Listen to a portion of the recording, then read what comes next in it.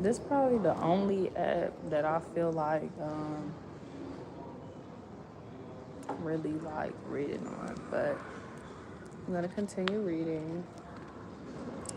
But yeah, the thief also steals my other grandmother's silver engagement band, a charm bracelet built for smaller wrists, and a cow-shaped pin I found on the street. By the way, this book is called Grief is for People, Salome Closley.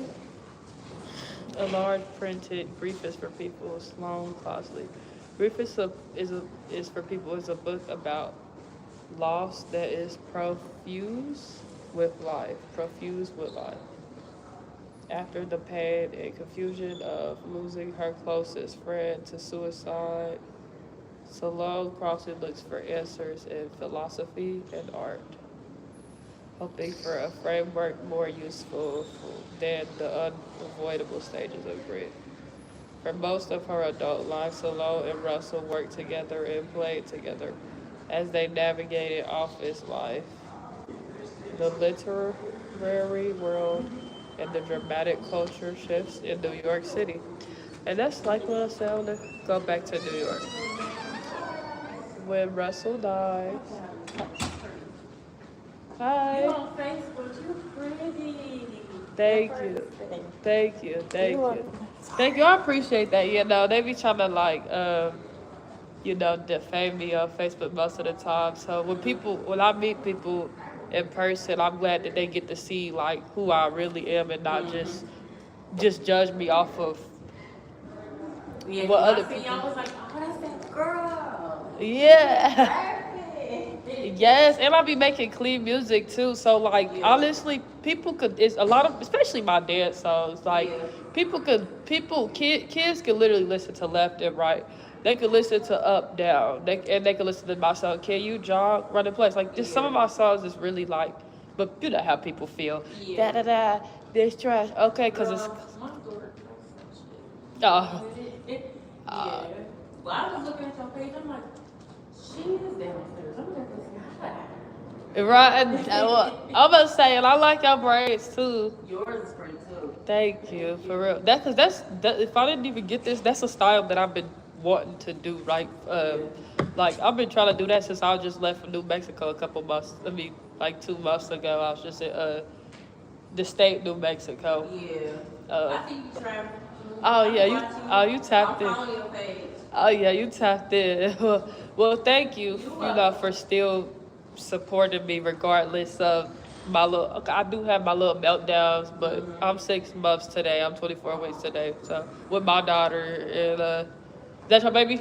Yeah. Yeah. So it's just like I'm gonna be honest. I'm keeping her. It's just I have days where. Yeah, that's how you did when you were pregnant. I was going through that with her and my son. Okay, yeah, because see, people don't understand that. I have days where it's like, I cry. I have, not every day, but I cry enough. Like, it, definitely every week there's a tear that come out of my eye. You said what? I'm thinking about you. No, you talk to me. Okay, thank you. I appreciate you. Oh, China? Cheyenne? Shonda. Okay, I'm so sorry. Wait, I done said a bunch of different names. Well, I'm Kiki, and nice to meet you, Shonda, and what's her? Janae. Danae. Nice to meet you, Danae, as well. I got little sisters and stuff too, so like, you know, I'm the oldest, and that's nothing why it's a little hard. I don't really have. You know how some people be like, oh, it was easy for me because I had a big sister to look up to. I ain't really had it. I'm the oldest, and none of my sisters are too young for. I would hate for that. You know what I'm saying? Them to go through that. Their children still, like for the most part. So. Yeah, I'm just going to Thank you. Okay. For smaller wrist and cow-shaped pin I found on the street in Madison, Wisconsin. By the way, shout out to Madison, Wisconsin. I was just out there too. All I have been left and all I will leave are being dumped into strangers' backpacks. It's indulgent to tell the story like this in the present tense, as if I can still stop it, as if there's an ankle to be grabbed. There's no ankle. I can't stop what's already happened. But this is the only way I can explain the event of June 27th, 2019, or the days that follow it. 30 days down to the hour that will be bookend personal personal loss. That 30 days down to the hour I cannot not know will be a precursor. See, I always like when I'm reading, I always hear like new words that I ain't never heard of. To a year of global loss. Eventually, I will look back on the burglary and see it for what it is. A dark gift of delineation. See, I'm telling y'all, when you read, you go see words you ain't never heard of. Like, what I like to do is the words I never heard of, write the words down, and then use them later for my music. So people can really see how educated I am for real. But I know when my first bomb went off, not everyone gets to know. And no one is obligated to this ain't even obligated, this is obliged. See, I would have to write that one down too. Obliged, I never heard that. To learn something from loss. This is a horrible thing we do to the newly stricken, encouraging them to remember the good times while they're still in the fetal position, like feeding steak to a baby. I have read the grief literature and the grief philosophy, and God helped me listen to the grief podcast, and the most practical thing I have learned is the power of the present tense. The past isn't quicksand, and the future is knowledgeable, but in the present, you get to float. Nothing is missing, nothing is hypothetical. I know that one. In truth, I am writing those words on the event of August 27, 2019. It's a Tuesday. The Amazon is on fire. This girl is on fire. Anyway, it's been 2 months since the burglary. It's been 1 month since the violent death of my dearest friend. This occurred on the evening of July 27, 2019. Oh yeah, see, this person, they was affected by their friend's death. I will be editing these sentences much later after several dozen 27s have passed, when the gap between the past and the present is more of a chasm. By then, I will be able to better control how I think of these absences. I will be able to proceed with a conversation without flinching when someone mentions the wrong movie or the wrong song. But right now, I am in denial that my friend is gone. And that's how I be. Not disrespect. I mean, people abuse it for many times too. They don't care. I am, despite overwhelming evidence to the contrary, in denial that the jury is gone. Human beings are the only animals that experience denial. All creatures will try to survive under attack, will burrow when under siege, or limp through the forest, but they recognize trouble when it hits. Not one fish in history having gotten its fins chewed off, needs another fish's perspective. I don't know, Tom. That looks bad. Denial is humankind's specialty, or handy aversion. Is it aversion or aversion? Probably aversion. We are all allergic to our own mortality. We're all allergic to our own mortality. Y'all know mortality means death, but we'll do anything to make it not so. Denial is also the weirdest stage of grief because it is so closely mimics It so closely mimics stupidity. But it can't be helped. I can't be helped. I am holding these losses as my aunt might, as if they are familiar but not quite mine. As if they are books I will be allowed to return to some centralized sadness library. Ooh, they said the word library.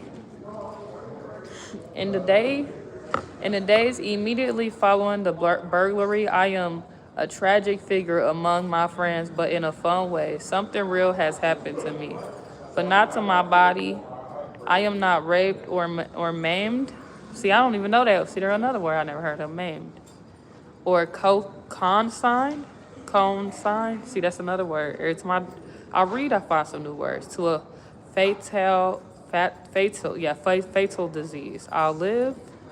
Plus, I come bearing a mystery, one that surely can be solved right here, right now, over this sharp shared appetizer. I'm telling y'all, when y'all read, y'all go see words that y'all ain't never heard, and y'all go feel so powerful to just brighten y'all minds with new like words.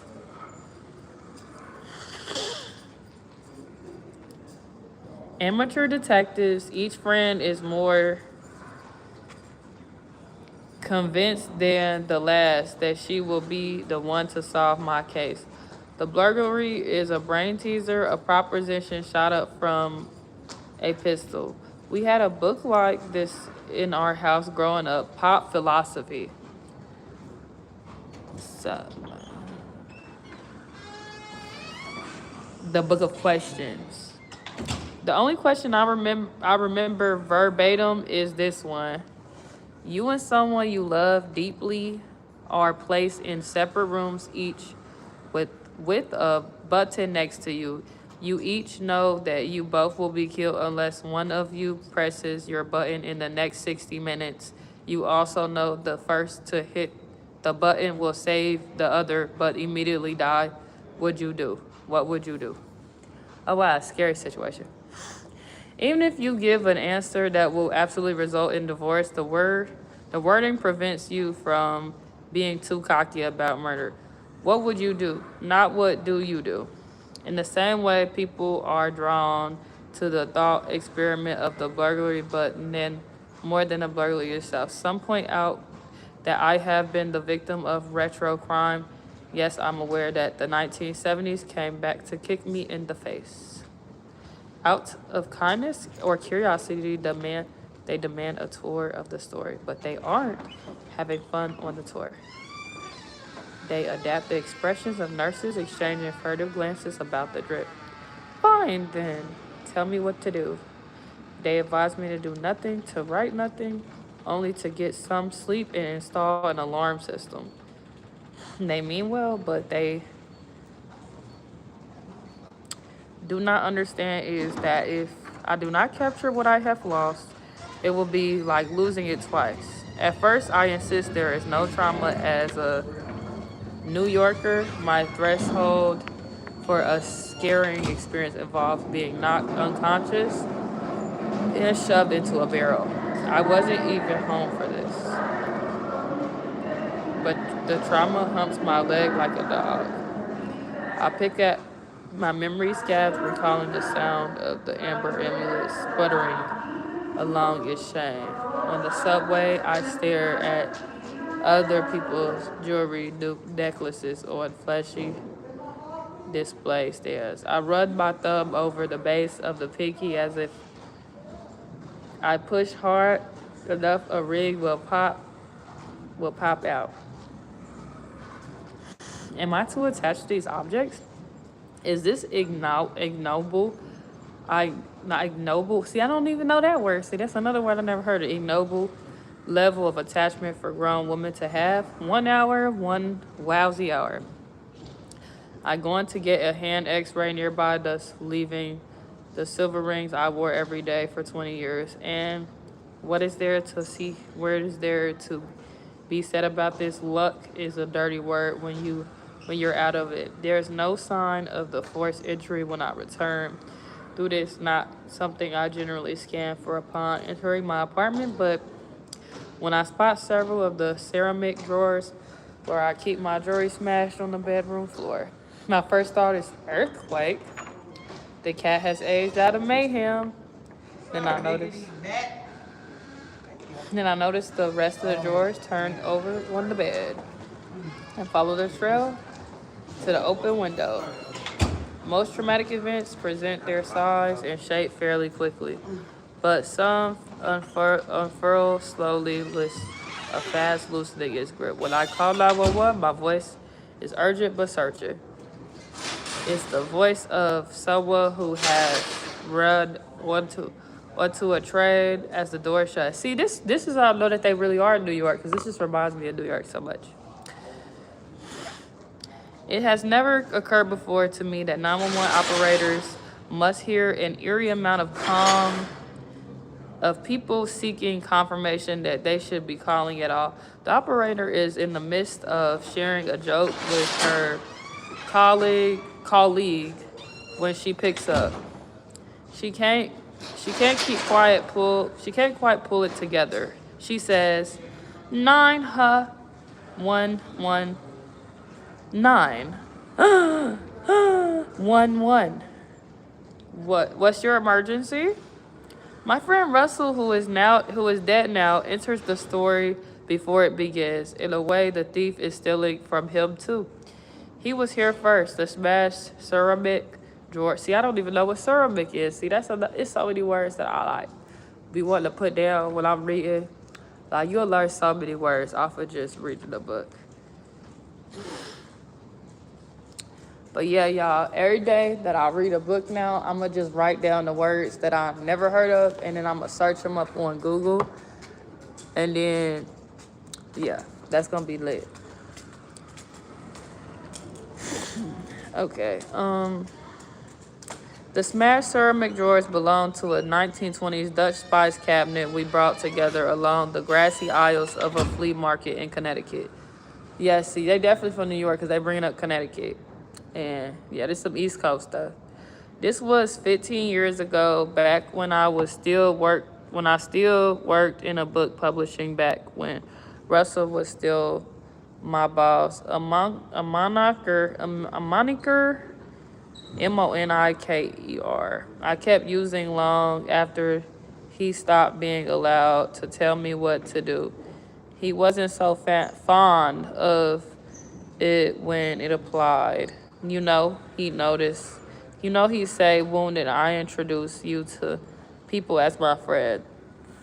The fact that one of us could fire the other was immaterial. I ain't gonna lie, y'all. I would love to look at the library though, because it's like you just learn so much when you read about it. But this is page 22. I'm really into this book, y'all. Our job titles: Executive Director of Publicity and Associate Director of Publicity, were meaningless strings of code. The price of the weekend visits to the house he shared with his partner was 6 a.m. wake-up call to drive to the edge of the field and drink instant coffee from foam cups. His partner and I would gradually plod along as Russell zipped between blankets pinned down by cheap trinkets, cracked colanders down on their luck bunnies, cloudly prohibition bottles, pillows crocheted with, if you lived here, you'd be home by now.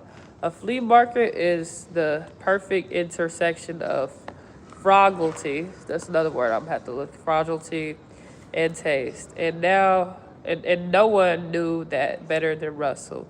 No bazaar has seen a haggler like him. The impish, I've never heard the word impish either. Smile of a child, the timeless charm of a movie star, the competitive edge of stardom. See that open face like dolls, those gray blue eyes, that thatch and salt and pepper hair, seemingly sculpted from the proof of an English country. It feels ludicrous to go on here and to lodge into a description of this person I love so much. A rare instance in which less information would make life easier. The narrowing of traits is a necessary betrayal of the dead, but one must tread carefully in situations like these. Once I was asked to blurb the memoir of a woman whose mother had died, but the more the book told me to think of her as the best of all mothers, the less I could follow instructions. I felt for the author for the fact that this precious relationship was in the hands of someone unmoved by the details. But this is what comes of writing, not I miss the person, but miss the person as I do. It's too much laundering of empathy.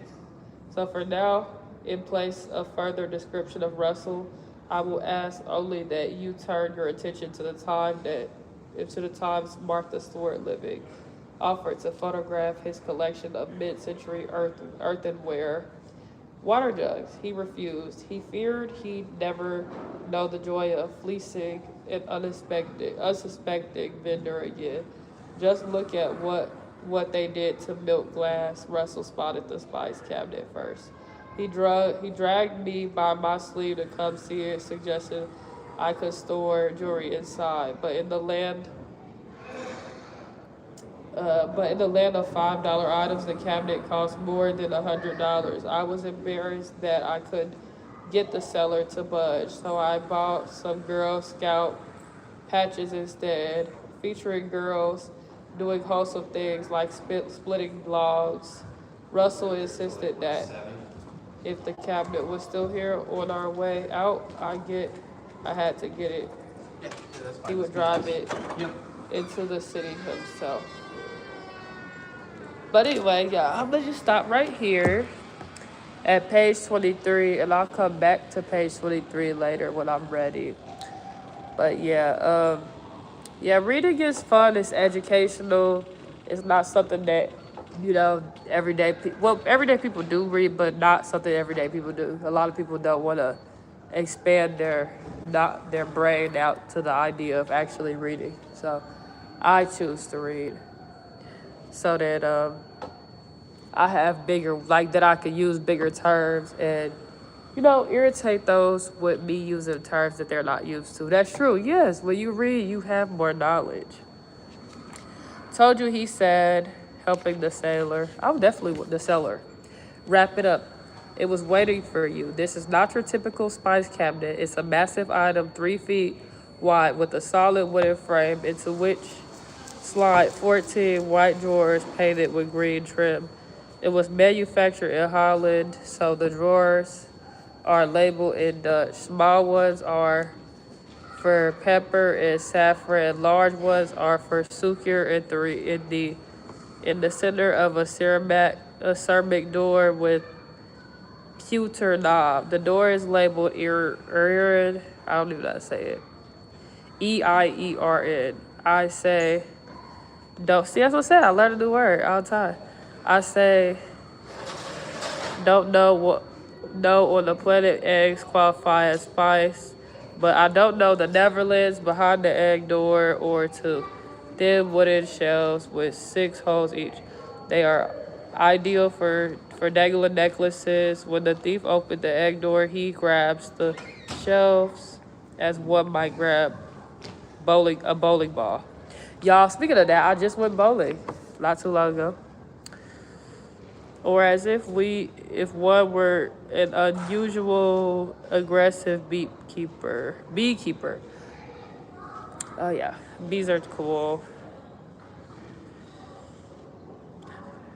He yanks them so roughly from their tracks, a gold chain gets caught and snaps in two. While I wait for the police to come, I call Russell to confess what happened. He is my favorite person, the one who somehow sees me as I want to be seen and as I actually am, the one whose belief in me over the years has been the most earned. He is not my parent, the most pure. He is not my boyfriend and the most forgiving. He is my friend. There are a course of days. He is not my favorite person. Days when I would pay to be a little less like himself. I would pay him to be a little less like himself. But my instinct tells him everything immediately to empty my pockets of stories for him. has always been strong. It's an odd sensation to be an adult and look up to another adult.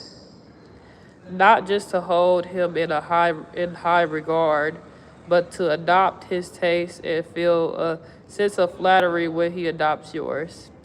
The reason I wasn't hesitant to demonstrate my poor haggling skills in front of Russell was because I wanted there to be no division between us. I wanted us to be the same as always. Same always. Calling him really does feel like a confession, like I should have protected what I had while I still had it. It's harder to tell Russell about the burglary than it will be to tell my own mother, a direct descendant of the bracelet-tossing child tormentor.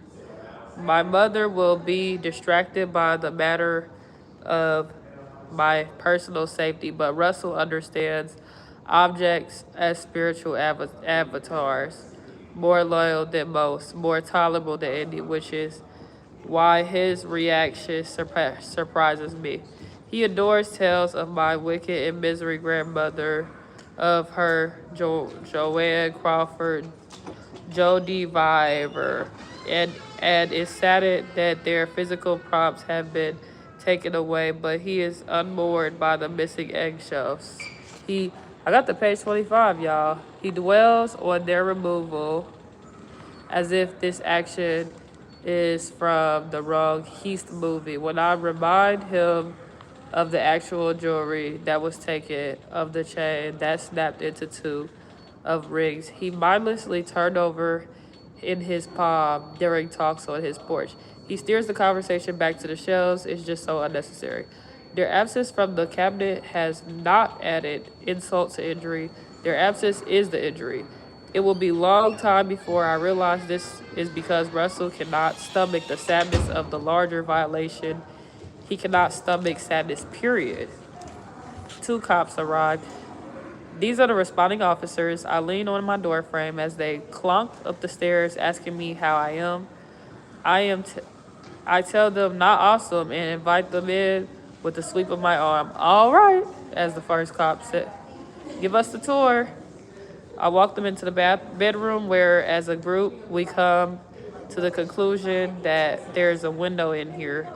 Then we file back into the main room where the second cop informs me that my laptop is on the table. 3 more cops show up, including one with a fingerprint kit. She has an air of competence about her. When she requests permission to dust, I wonder what circumstances I would not want that. It makes a mess, she explains. You seem like a neat person. Okay, y'all, I'm on page 27, and I'm really gonna stop there, but I know the library's gonna shut down or close off, so. But yeah, we gonna make episodes of Reading with Kiki or something, or I might make it a better title, but yeah, bye. That was good, thank you. Yep, they're closed now.